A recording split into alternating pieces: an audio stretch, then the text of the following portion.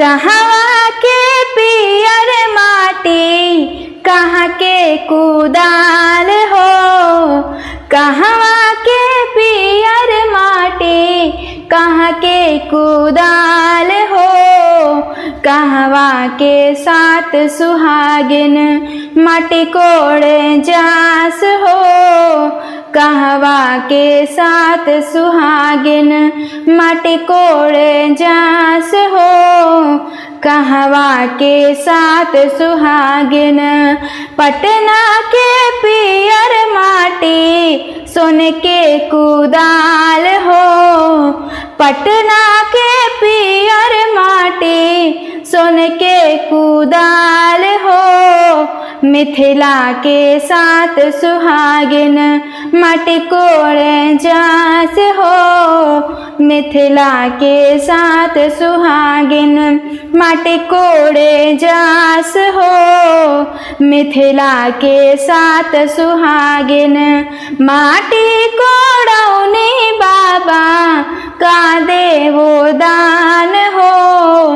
माटी कोड़ौनी बाबा का देवो दान हो। दाना ता हवे बाबा नेग जुग व्यवहार हो।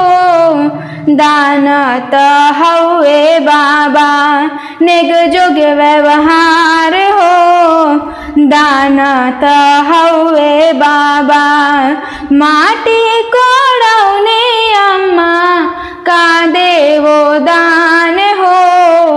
माटी कोड़ौनी अम्मा का देवो दान हो। दाना ता हवे अम्मा नेग जोग व्यवहार हो।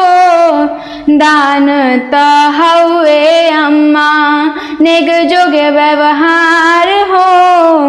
दान ता हवे अम्मा तोहरो के देवो बेटी दाल भारी सोनवा हो।